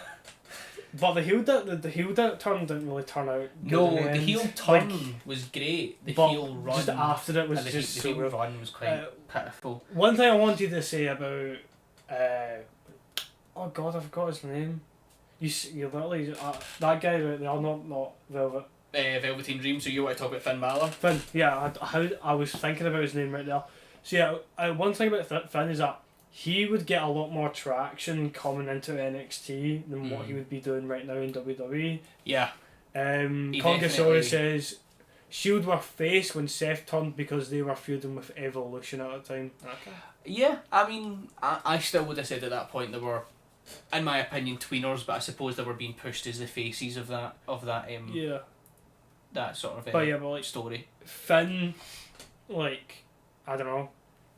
He's a good performer. I like him a lot. It's just in WWE, of course, like they don't know what they're doing. So he probably asked to go down to NXT because he knows he'll actually do something there. I completely agree with that. He was Triple H's favourite boy for such a long time. So I think he's going to do a lot better in NXT. We have a match between Karrion Kross and a guy called Danny Burch. I don't have an image for that one. No image. But the match itself was intense. Karrion Kross, I would have kept his name as Killer Kross, because that's what he is, man. Like, yeah, he very rarely pins people. He would much rather choke them until they die, and the referee has to call the match done. So he destroys this guy Danny Kross. Suffocates him in a chokehold, and we then have a little bit more NXT, couple of matches here and there. I'm not really following a lot of the storylines in NXT just now. I'm following Keith Lee, I'm following Karrion Kross, I'm following Johnny Gargano, and I suppose if Finn Balor's involved, I'll be following the Velveteen Dream storyline. But when it comes to, there's something called the Robert Stone brand, which has got they're currently going up against Rhea Ripley, who I used to like. Rhea Ripley. After WrestleMania, I've definitely just lost interest. She wore the most weird costume. It was, she used to wear black leather. And then she came out wearing like Saiyan armour from Dragon Ball Z. What was it? Latex? She was wearing latex. And like rubbery. Like if you ran your hands across it, it would like sort of thing. Yeah. So weird. Yeah. Definitely strange. I know. So the show itself finishes on a tremendous moment. So Karrion Kross destroys Danny Burch. He is then taken away by medical help because he was knocked out, Yeah. unconscious for a certain amount of time. Keith Lee comes out with the contract for NXT TakeOver XXX or 30. The X is just for the cool design that they've got going on, and he says that the contract has been signed by me and it's been signed by William Regal. All it needs is your punk ass name. And he throws the contract down, to which Scarlett Bordeaux, who I think they just call Scarlett now in NXT, I think she's just Scarlett, he's taken away her surname. Again, they do that with people. She approaches the ring, she takes the contract, she walks towards Karrion Kross. All this time he's not blinked. He's just locked eyes on Keith Lee in the ring. He's raging. No, I didn't see him blink once. He probably did. He would have had to, I imagine. Or else he gets sweat in his eye. So I'll get to your comment in a second, Congosaurus, because I'm really excited for this bit. Scarlett Bordeaux then opens up the contract and looks up at her husband, Karrion Kross, and she's holding the pen in the wrong hand. So he's looking at Keith Lee, like really serious and serial killer-esque, and then he reaches for this pen that isn't there. And he reaches and he clasps like twice, and then he realises that it's not there. Scarlett then realises that he wants the pen, puts it in his hand, and he just signs anywhere. Like, fucking, there's clearly going to be a dotted line with his name in print underneath it that says Karrion Kross, dotted line, and he just goes fucking anywhere on the page. Scarlett closes the contract in its sort of leather binder, puts it back in the ring, smiles, and walks back to her husband, who again hasn't taken his eyes off Keith Lee. Again, I didn't see the cunt blink. It was amazing. Keith Lee opens a contract, and we have this picture that's on your screen just now, people. A fireball emerges from the contract. Somehow fucking this is Kane Undertaker magic that we've got going on just now. And what I was watching when I watched this was like, it was such a weird sell from Keith. Because he started like shaking, and then he went He goes into like a sort of seizure state. Yeah. And yeah, I imagine like maybe it doesn't give off heat. Maybe it's like flash paper, but it's not hot. It's just bright. Maybe it's that right in his eyes. And he sells it like mad. But like the way he sold it was like he sold it in some way, and then after he sold it a different way. Yeah, because he sells it with panic, then pain, and then anger. I found it weird, man. I liked the idea. It's just the way he sold it was so odd. I loved his selling. I loved the moment. I loved Karrion Kross not smiling, not taking his eyes off him again, not blinking. People, unless I missed it. I've never seen that guy blink once. It's amazing. Keith Lee sells it so well, and it made me feel that this was more of an eye injury than the eye for an eye match at the horror show. Maybe. I don't know. I thought it was alright. I watched it when you told me about it, and I just didn't... Yeah, I thought it was tremendous. So, Congosaurus, going back to your comments, obviously I had to bypass them just because I was really excited. Robert Stone is another strange one, as he's pure ripped and can go, as proved by making something out of the dreadful Jersey Shore gimmick he had in TNA. Again, it's a storyline that just doesn't intrigue me, and much like the women's matches in AEW, not trying to be negative towards the women, they're all great performers, but I will skip through them because there's no story there. It just doesn't interest me. Congosaurus, again, also, don't know why they've totally cooled off on Rhea. You're absolutely right. After WrestleMania, I don't know about you, but I just feel that they dropped it. The fireball in Keith's eyes, we've got Congosaurus and just saying at least the stunt worked, is when they've tried to use flash paper before in wrestling and it's been a disaster. He's got a great point. There was Paul Bearer teamed up with Mankind against The Undertaker. Now, it's the whole feud started with Mankind throwing a fireball at Undertaker, and then they have this match later on. But it's flash paper that they're using. It's proper flash paper that like the magicians and that use. But because it was at the end of a match, they're both sweating, they're both tired. Mankind can't light it Yeah. Because it just wasn't working, and Undertaker ends up taking it, and then he can't light it, and then eventually he just shows people that it's a bit of flash paper, and it bursts it. It was, yeah. They tried and they tried and they tried, but I believe it was a pay-per-view. I want to say the pay-per-view was Revenge of the Taker, or pretty sure it was one of the, I don't know if Congosaurus will want to jump in here, it was one of the In Your House pay-per-views, I'm sure. Oh no, he was actually talking about Hogan versus Ultimate Warrior in WCW. That was another bad one. Oh god. I want to see if I can get these clips and put them in the social media for anybody that doesn't know. Yeah, they were bad. They were a bad one. Bad moments as well.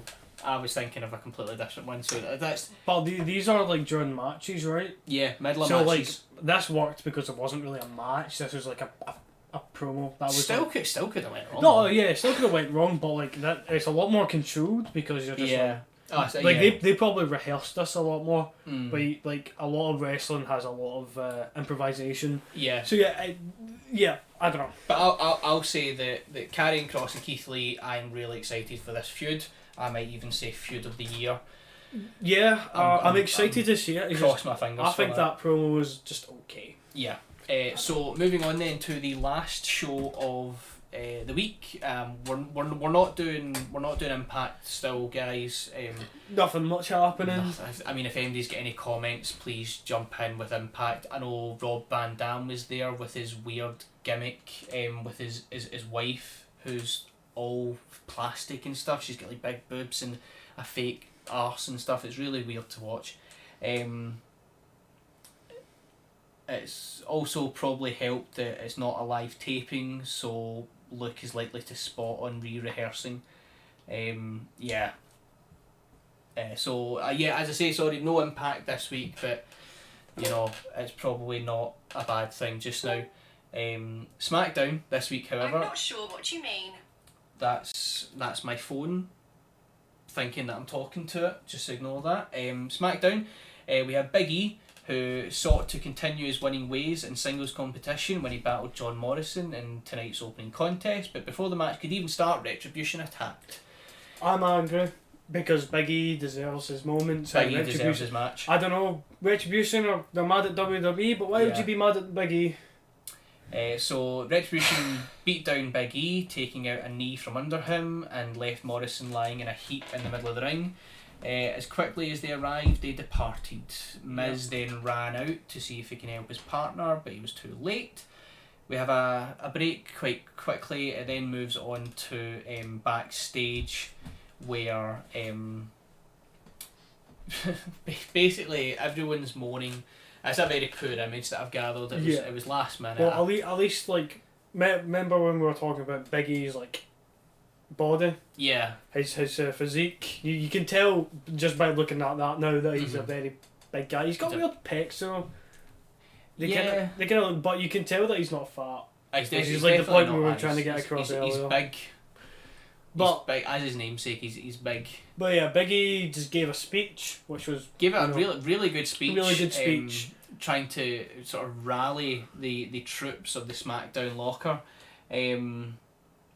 Maybe Miz or Xavier Woods are behind Retribution, Congosaurus is saying. I don't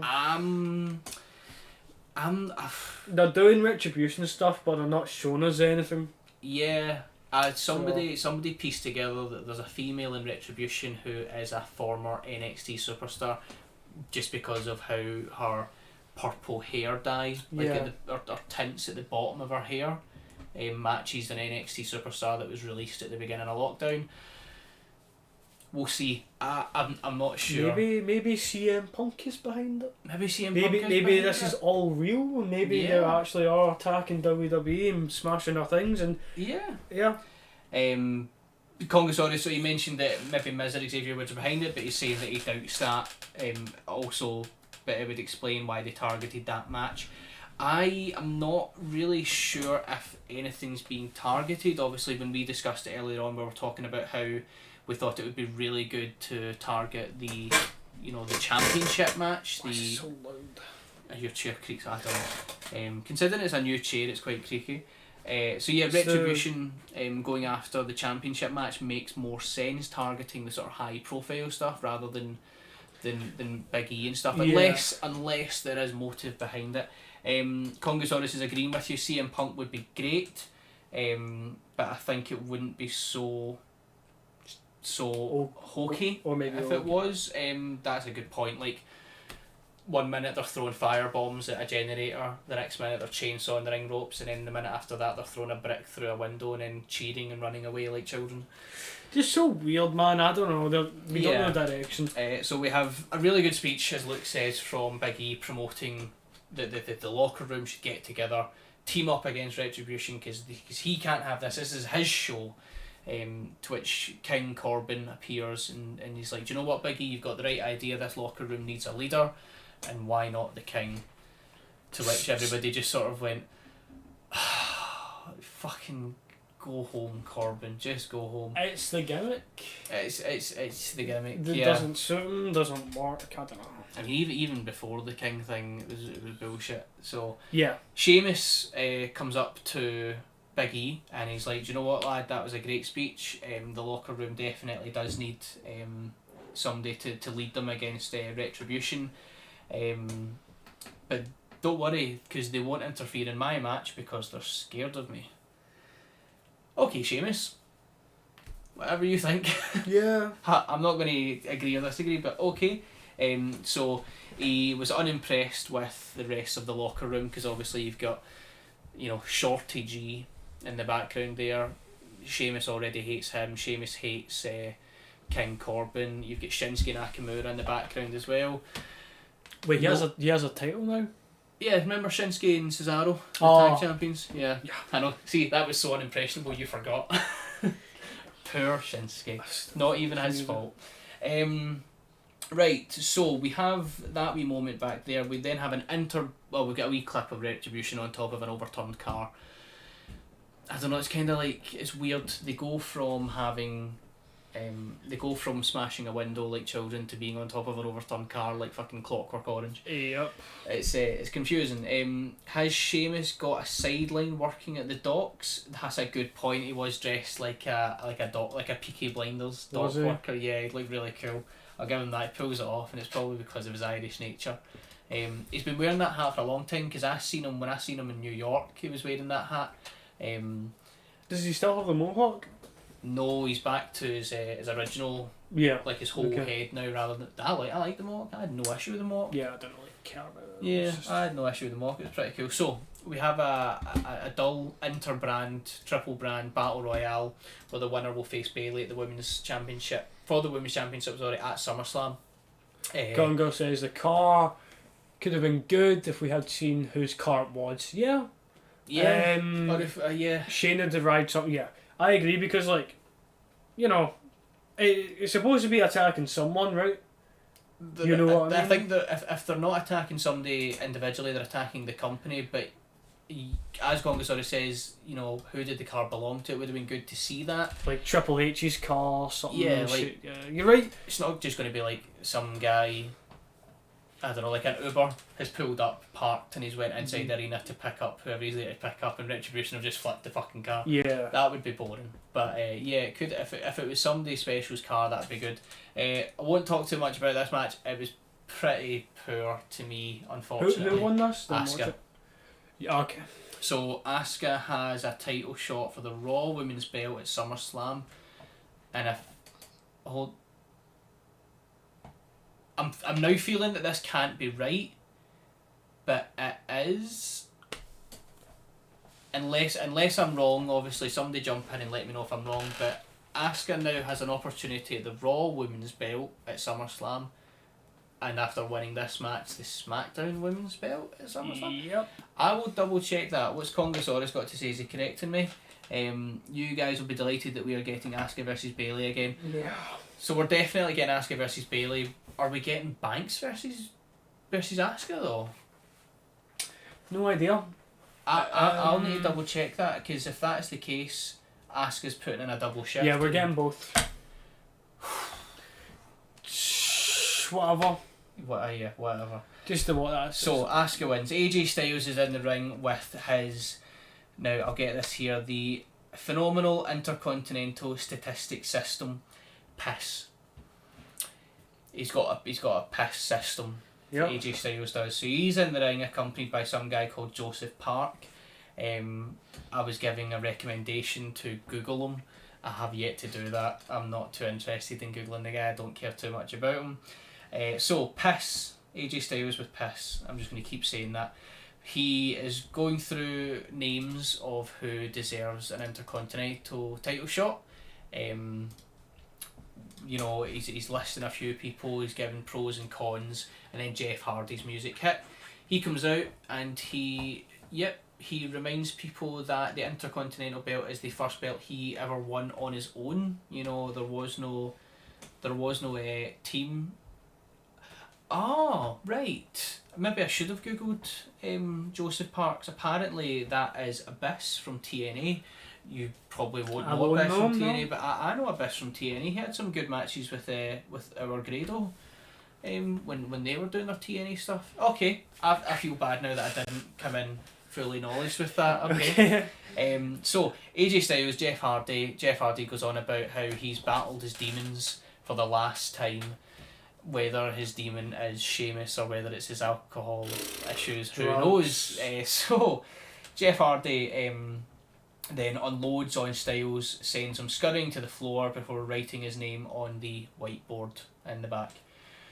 Cool. I've got no issues with seeing Jeff Hardy perform against AJ Styles because they're both good performers. Jeff Hardy maybe just hasn't been given the best of matches recently, especially against Sheamus. The bar fight was really good, the bar brawl. Right. Give them that was really good, but obviously in a bar you don't really have the opportunity to do very high spots. I think the highest spot he done was off a bar. That's the Intercontinental belt. That's the new Intercontinental belt. Yeah, it's not bad. Obviously I'll let you sort of have a better look. I think it's like the same thing from TNT, just why is it gold? You know, maybe like a bronze could have worked. I don't know. It looks alright. Looks better than the previous one. Yeah, it does look better than the previous one. I'll say that much as well. We have Gran Metalik versus Shinsuke Nakamura, to which Kalisto shows up. Yeah. He is now returned from injury, I believe it was, and before me and Luke started recording tonight, I showed Luke the clip of Kalisto's botched promo in the 2016 brand split. The brand split. I don't know. I feel like I was trying to put in another word at the end of my sentence. The brand split in 2016. Kalisto, who was currently feuding with Baron Corbin at that time, messes up Baron Corbin's name, messes up the word lucha. He stutters. He just didn't know what he was saying. He stutters, he pauses, he says a lot, and which is, I mean, it's fine when I say it's just a podcast we're doing, but he was live on TV, and it made me think of the 3-man band, where they were like, roll it back, we'll take it from the start, and then the guy's like, guys, we're live here. The thing about that is that this would have been pre-recorded, right? Or did they do this live? They did. Because why would they do it live if they've got an audience like this? I'm not sure if this is taped or live. I know the Impact ones are all taped because they still don't have an audience, but I'm not sure. Get Congosaurus just jumping in there. Yeah, you forgot about that promo. What we'll do.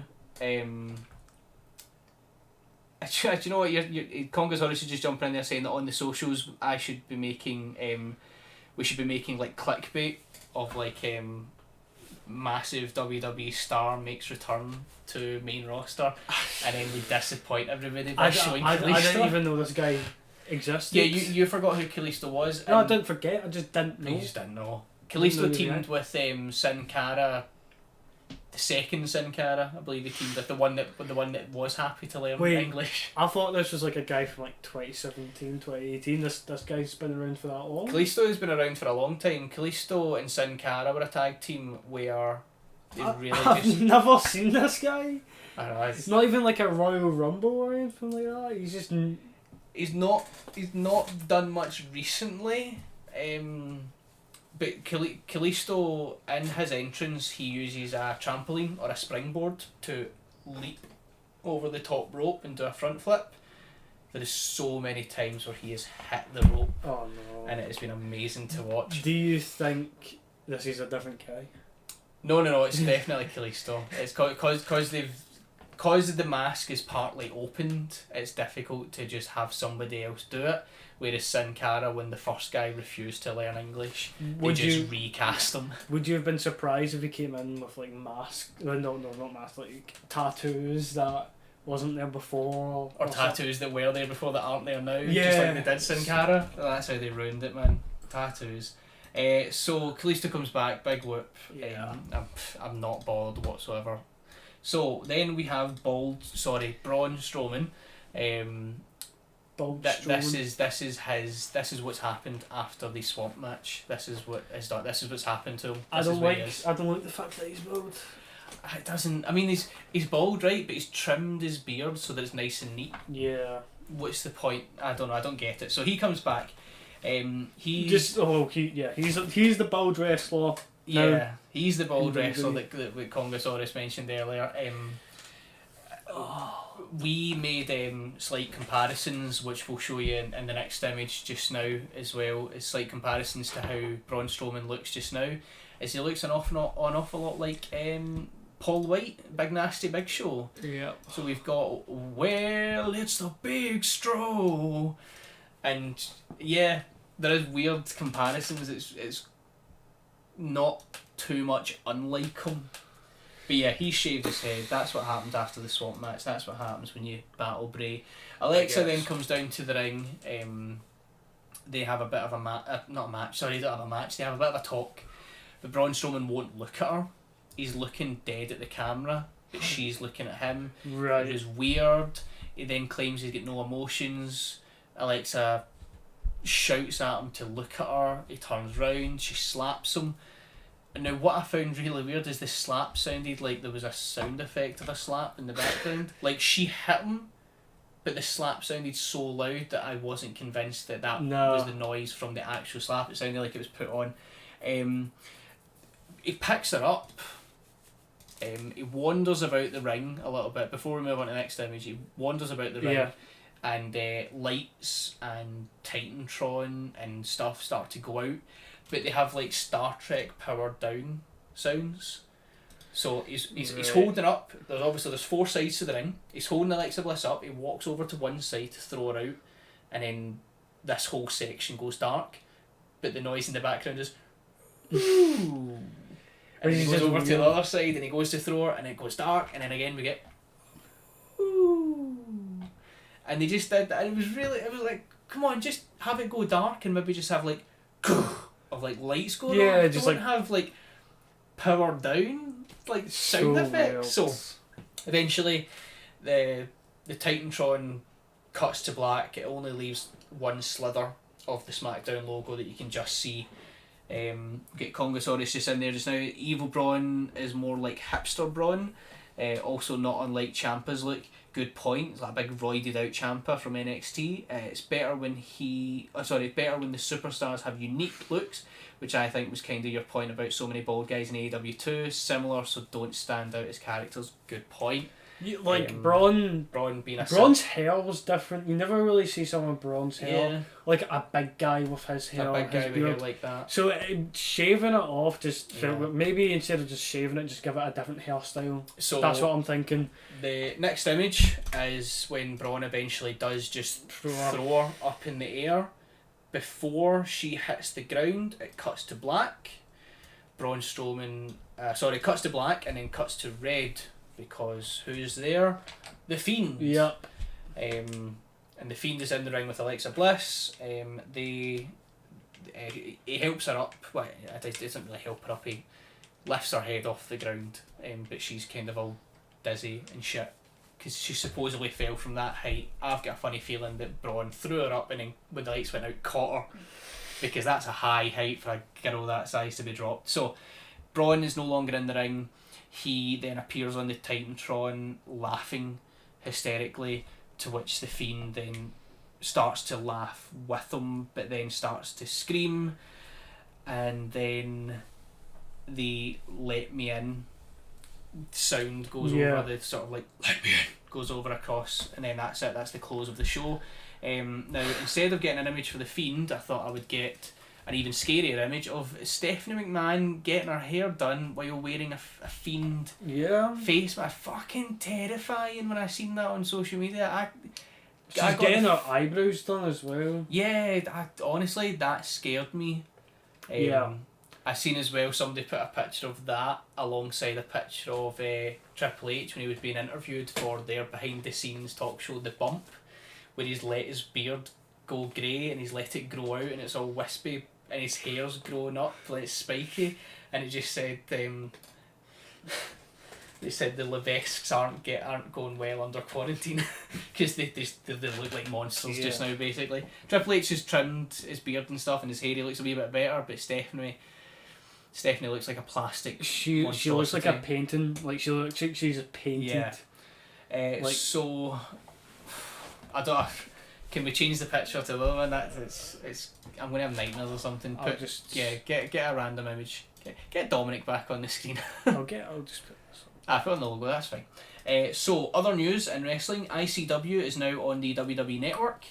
Kind of. Yeah. They've got one episode. They've got Shug's House Party 5, but they've only got night 2, which is the night where Jeff Jarrett appeared. So I'm hoping that they're going to start debuting more of the library, but obviously ICW have their own on-demand service. I doubt they're going to give WWE access to everything because they charge $6.99 a month for their service, whereas WWE charge a tenner, and I'm paying for WWE. So are ICW then going to start losing money if they give full access to the library, or how's it going to work? I don't know.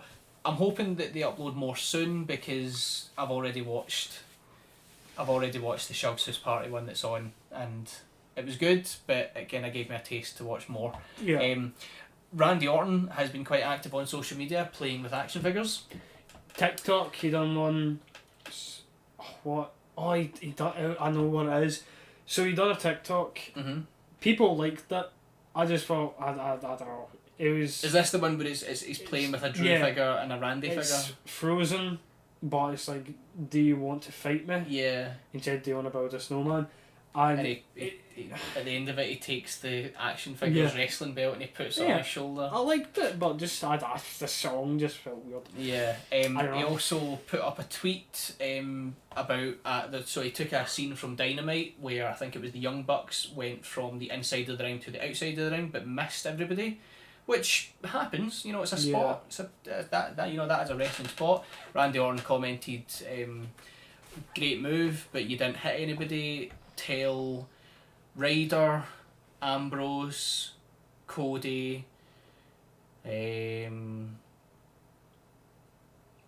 Harper, and other guys." So he named ex-WWE wrestlers by their WWE names.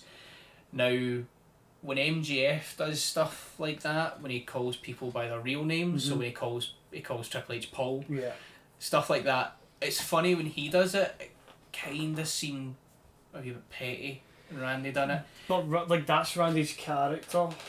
You know what I mean? It is. I feel that. I think he's trying to do what MJF does and like try and get his character across as well. Yeah. I don't know. I don't really mind that. I don't know. I was a wee bit disappointed. Congo says Randy seems to be absolutely loving life at the moment and having a hoot on social media, like when he had to go to NXT leg slapping. Yeah. Do you know what? Sometimes wrestlers on social media can be quite good. So, yep. Any other news? Let me see if I've got some stuff. See if you've got anything before we move on to the winning show and the W Factor Championship title. See what we do with that. While you're looking for news, then what I'll do then is I'll recommend a match just like I done last week with the WWE. No, what was it? The NJPW match. Sorry. The match I'll recommend this week is Bret Hart versus Chris Benoit at WCW Mayhem 1999. Again, you know, there was a good sort of video build up and stuff. It was a good storyline and a good match. from two great competitors. What I'm seeing is that AEW is doing a schedule change. So Right. due to the NBA schedule, AEW Dynamite will be taking the following shifts on TNT. So it's just different times. They're just taking different times on it.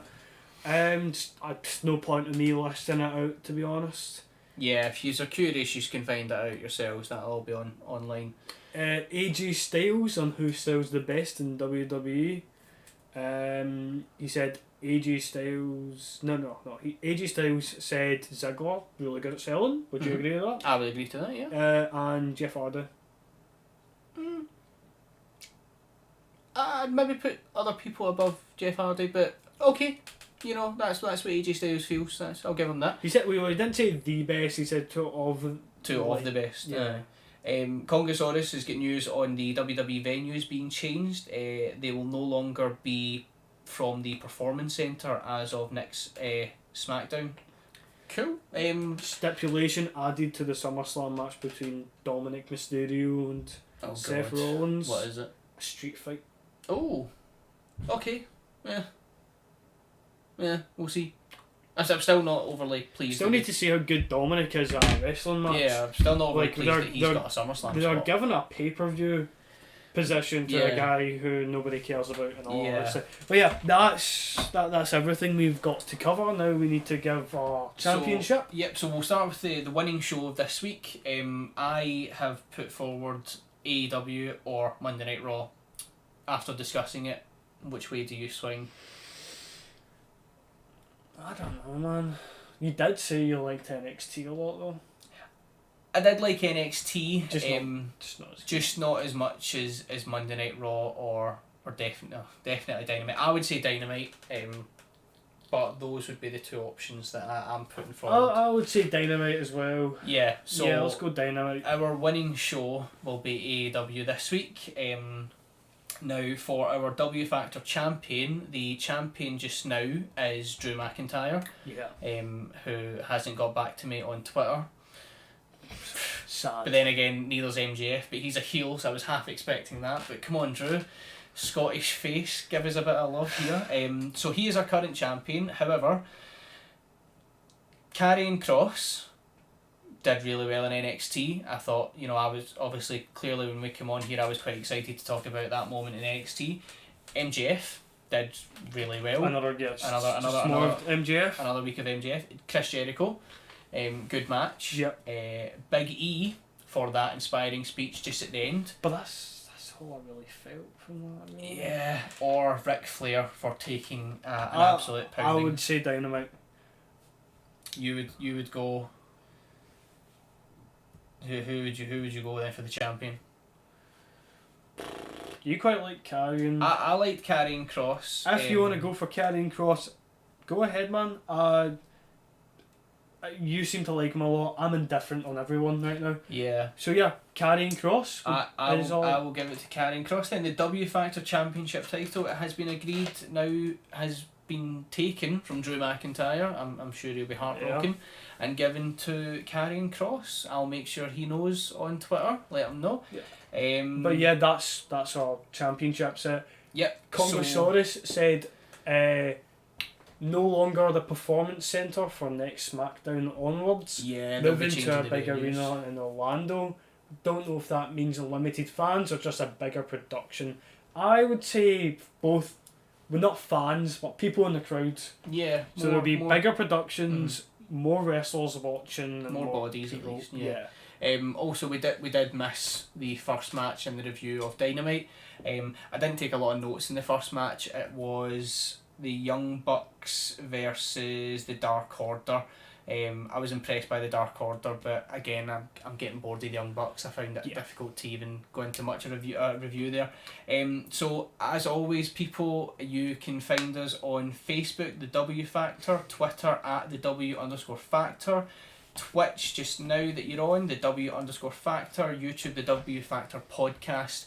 The give us a like, give us a follow, share us with anybody you think would be interested in two guys just giving their opinions on this week's wrestling. Yep. But I mean, we're quite open to other people's opinions as well. We're not, we're not here to only give our own. We're here to discuss as well, as you can tell from how active the chat box has been tonight.